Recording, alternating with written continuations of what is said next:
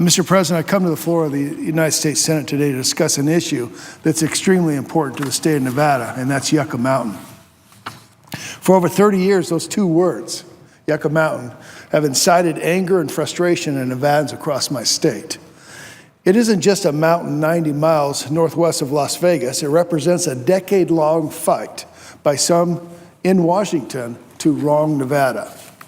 In 1982, the Congress approved the Nuclear Waste Policy Act and charged the Department of Energy with finding a long-term storage site for the disposal of spent nuclear material. And at the time, Yucca Mountain was one of the many proposed geological sites to investigate. But unfortunately, in 1987, the act was amended to concentrate only on one place, Yucca Mountain. Nevada, a state without any nuclear power plants, was legally compelled to bear the sole burden of long-term storage of all of the nation's nuclear waste. This decision was made on bad politics. It was not made on sound science. And ever since, the debate on solutions to this problem has been one-sided, and the study of alternative solutions has been curtailed. Instead of honoring Nevada's persistent scientific and procedural objections to the repository, the federal government has spent decades of time and wasted billions of dollars to design and permit Yucca Mountain, all without any notion that Nevada would consent to the project. Now, I've spent the past decade here in Congress successfully fighting off efforts to force this project on Nevada, and I'll continue this fight as long as I serve my state. I want to be clear, nuclear power is an important part of our nation's energy portfolio. I'm one of the most outspoken Republicans in Congress advocating for policies that make our nation's energy cleaner and more affordable. Nuclear energy, which represents about 20% of our nation's power production, plays an important role in providing carbon emissions-free baseload energy in many states. But Nevada, again, a state without a nuclear power plant, should not have to shoulder the entire nation's waste burden. We have pursued other strategies to meet Nevada's electricity needs. And I'd like to share a couple of those examples with you. More than 2/3 of Nevada's electricity is produced by natural gas-fired power plants. Just 2 weeks ago, I was at a groundbreaking at the Moapa Southern Paiute Solar Project, the first ever utility-scale power plant to be built on tribal land. This project will produce 250 megawatts of energy, clean energy, capable of generating enough clean energy to power an estimated 111,000 homes. And then last March, I joined with the Italian Prime Minister in celebrating the world's first combined solar geothermal plant near Fallon, Nevada. This facility provided 26 megawatts of solar photovoltaic and 2 megawatts of solar thermal, 33 megawatts of thermal plant to Nevada customers. And nearly half of the geothermal plants producing baseload clean energy in this country are located in Nevada alone.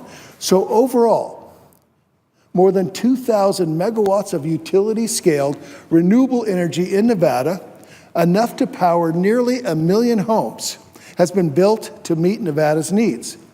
That includes 19 geothermal energy plants, 12 solar projects, 6 hydro facilities, 4 biomass or methane projects, and 1 large wind farm and one energy recovery station. Just some of the examples we're doing here in Nevada, and yet they continue to try to ram Yucca Mountain down our throats, as if we're not doing enough. As we examine viable solutions to the waste problem, it is important to note that there are some promising technological developments that could fundamentally change the nation's waste storage needs. There are new reactor technologies that could repurpose previously generated spent fuel, produce carbon-free electricity with little or no waste. International research and development on innovative storage solutions and recycling processes could also be part of that solution. Given the Yucca-centric strategy's previous failures, it would be logical for the government to try something new. Some of these strategies that show process. But nope, not here in Washington. Washington is at it again. Apparently, nearly 30 years of wasted time and billions of squandered taxpayer dollars simply isn't enough. The Department of Energy recently submitted what they call a skinny budget, including $120 million, in part to restart licensing activities for the Yucca Mountain Nuclear Waste Repository. $120 million, a lot of money in itself, but let's be clear, it's just a fraction of the true costs. Nevada has made it clear it will contest each and every one of the 200+ elements of any license application.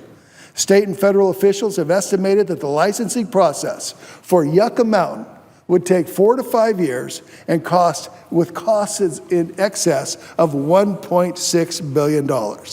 So $1.6 billion, I ask my colleagues, in these difficult times, is it financially prudent to invest over $1.6 billion in any program that has not yielded results in over 30 years? And in case there's any confusion, I want to make sure that everybody understands Nevada's position hasn't changed, and it isn't going to change on this issue. Our governor, Brian Sandoval, continues to strongly oppose the project. In fact, he shares my same sentiment and shared it a few weeks ago when he stated, and I quote, "I will vigorously fight the storage of high-level nuclear waste in Nevada. Any attempt to resurrect this ill-conceived project will be met with relentless opposition and maximum resources," close quote. Every serious presumed candidate for governor in 2018, both Republicans and Democrats, strongly opposed Yucca Mountain. Nevada's Attorney General, Adam Laxalt, recently requested $7.2 million of state resources over the next 2 years to represent the state's interest in the licensing process over Yucca Mountain, which he called, and I quote, "a poster child of federal overreach."